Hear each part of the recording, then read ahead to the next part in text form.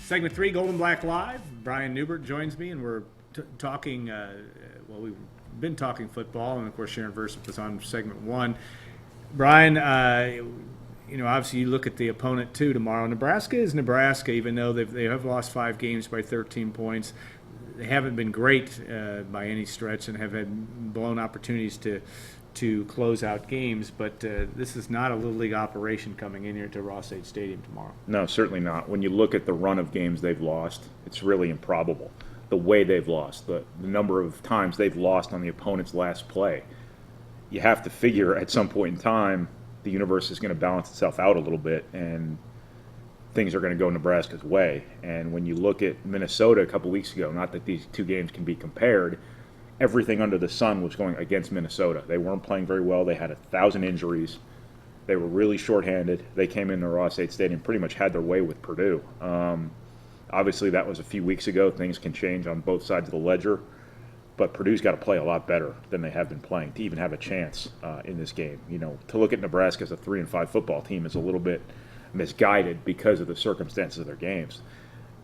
Nebraska should do a better job keeping themselves out of positions, obviously, to lose games on last plays.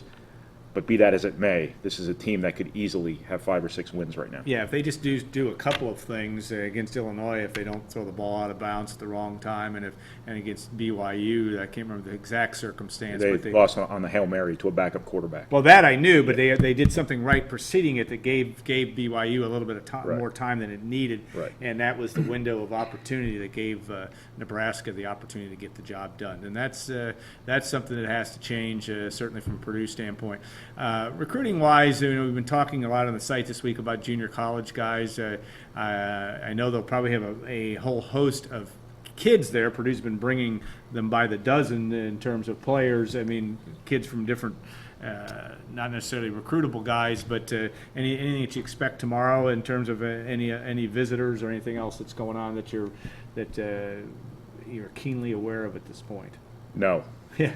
No, this staff doesn't do its immediate recruiting in season. They don't bring in official visits during the season unless they absolutely have to. They prefer to have the winter unofficial, so the official visits in the winter, I should say. So what you'll once again see that first weekend in December, that second weekend in December, and then those weekends in January, you will see bulk visits. You'll see them bring in dozens of guys over those weekends. And as of right now, it looks like there's going to be a lot of junior college guys, which means that December is going to be really busy because the mid-year signing date is in December for guys who can come mid-year. And Purdue, I don't know how many slots for mid-year guys they're going to have this year, but obviously it's going to be an emphasis at certain positions. Cornerback, you have got to get cornerbacks in this class because their secondary recruiting for 3 years now has been complete and utter, unprecedented, in my experience, covering recruiting chaos. They've gotten more commitments from defensive backs and lost more commitments from defensive backs than anything I've ever seen in my life. I don't know why it's happening at that position, but it has really left them in a tough spot because right now, on your roster right now, as far as guys go coming back next year who aren't going to be freshmen or redshirt freshmen, you have DeJuan Hunt and you have Miles Norwood, who was a wide receiver like a couple weeks ago. Yeah, and that's a problem. That is a problem. That's a big problem from that standpoint in terms of having enough numbers. All right, we're going to move to basketball, and one of the things I said we were going to have an internet offer. For those of you, our basketball yearbook did get in the office today and was shipped today, and also was shipped for all of our subscribers actually yesterday, so you should be receiving them hopefully in the next week or so. With the first 5 people to email me saying I'd like a copy, please, you can do that at acarpick@goldenblack.com. That's acarpick@goldenblack.com. And Brian will probably throw that, and usually I get a pretty good response to those, but if you do that, we'll mail you a copy just for tuning in today and watching. We obviously also will take questions, and if you have any for Brian as well. And Brian, obviously the Boilermakers in basketball, it's getting near time to really, this weekend is kind of a big weekend. The fact that on Sunday you go and have a scrimmage against Dayton and Indianapolis, and though we won't necessarily be able to see that or have a lot of evaluation of what went on, it's kind of the first important step to the season in terms of evaluating what you have.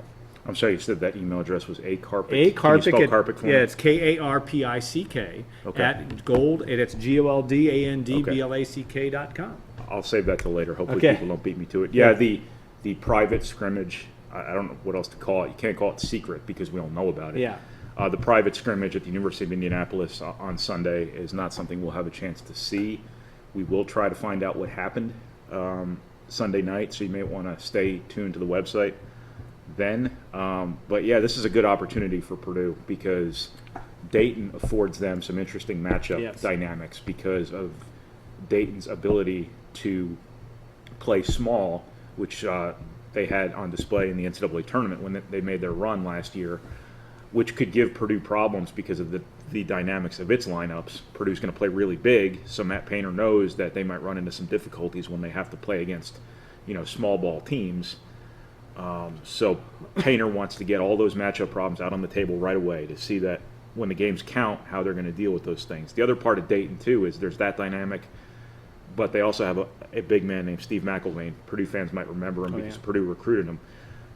He has the largest head of any human being I've ever seen. He's got this head that's like this big, and the rest of his body isn't small either. He's a really, really big dude, and he's going to be a really good matchup for A.J. Hammonds and Isaac Haas, and hopefully for Purdue, Caleb Swanigan.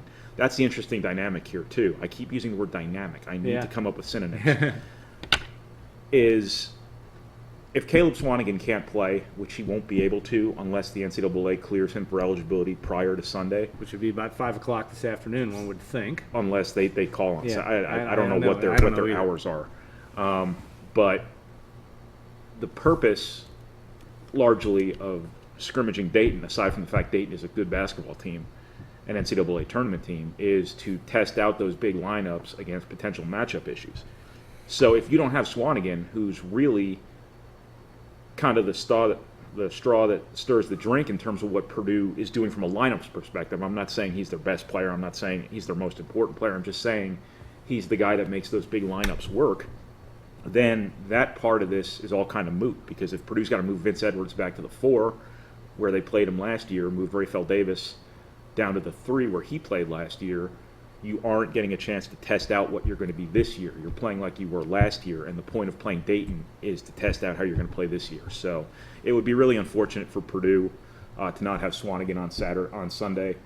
But the most important thing, obviously, is that they have Swanigan at all. So if they don't get him before Sunday, but they get him ultimately, which I think they will, that's the most important thing, obviously. Obviously, too, we're getting some questions. Dakota Mathias says he's shown enough at point to steal minutes from PJ or Johnny Hill.